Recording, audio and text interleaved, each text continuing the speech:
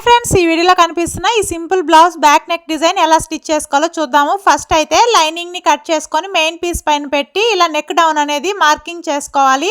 ఇలా మార్కింగ్ చేసుకున్న తర్వాత మిడిల్ లో ఒక స్ట్రైట్ లైన్ అనేది డ్రా చేసుకోవాలి. దాని పక్కనే ఒక 1/2 ఇంచ్ వెడల్పుతో ఇంకొక లైన్ అనేది డ్రా చేసుకోవాలి. ఇలా డ్రా చేసుకున్న తర్వాత మనకి నెక్ డౌన్ ఎంత అయితే ఉందో అక్కడ ఇలా 1 ఇంచ్ కి మార్కింగ్ చేసుకొని ఆ మార్కింగ్ చేసుకున్న దానిపైన ఇలా పోట్లీ బటన్స్ అనేటివి పెట్టి కుట్టుకుంటూ రావాలి. ఇలా మొత్తం కుట్టుకున్న తర్వాత పోట్లీ బటన్స్ కి ఎక్స్ట్రాగా ఖర్చు ఉంటుంది కదా, అది మొత్తం నీట్ గా కట్ చేసుకొని దీన్ని వీడియోలో చూపిస్తున్న విధంగా లోపలికి ఫోల్డింగ్ చేసుకొని మనం స్టార్టింగ్ లో ఒక 1/2 ఇంచ్ మార్జిన్ లైన్ అనేది డ్రా చేసాం కదా, ఆ 1/2 ఇంచ్ మార్జిన్ తో ఇలా నీట్ గా కుట్టుకుంటూ రావాలండి. మిడిల్ లో ఇలా కుట్టుకున్నట్లయితే ఖర్చు మొత్తం లోపలికి వెళ్ళిపోయి ఫినిషింగ్ అనేది నీట్ గా ఉంటుంది. ఇప్పుడు main piece right side lining ని పెట్టి నెక్ చుట్టూ ఒక 1/2 ఇంచ్ వెడల్పుతో కుట్టుకుంటూ రావాలి.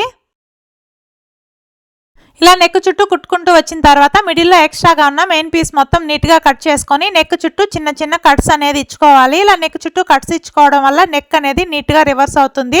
ఇప్పుడు లైనింగ్ని వెనక్కి మళ్ళించి main piece right side neck చుట్టూ పైకుట్ అనేది వేసుకోవాలి.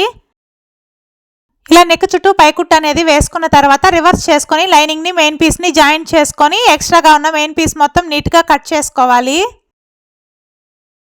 ఇప్పుడు కింది వైపు హెమ్మింగ్ పట్టి స్టిచ్ చేసుకోవడానికి 1.5 ఇంచ్ వదిలానండి. దాన్ని ఇలా లోపలికి ఫోల్డింగ్ చేసుకొని హెమ్మింగ్ పట్టి అనేది లూజ్ కుట్టు వేసి స్టిచ్ చేసుకుంటున్నాను.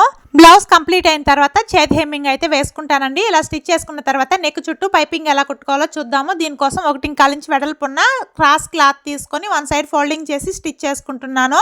చూడండి, ఇప్పుడు మెయిన్ పీస్ రైట్ సైడ్ అలాగే ఈ పైపింగ్ క్లాత్ రైట్ సైడ్ ఆపోజిట్గా పెట్టి మన బ్లౌజ్ పీస్ కన్నా ఈ పైపింగ్ క్లాత్ అనేది ఒక 1/2 ఇంచు ముందుకు ఉండేలాగా పెట్టుకొని మనం నెక్ చుట్టూ పైకుట్టు వేసుకున్నాం కదా, ఆ పైకుట్టు పైనే కుట్టు పడేలాగా నెక్ చుట్టూ కుట్టుకుంటూ రావాలి.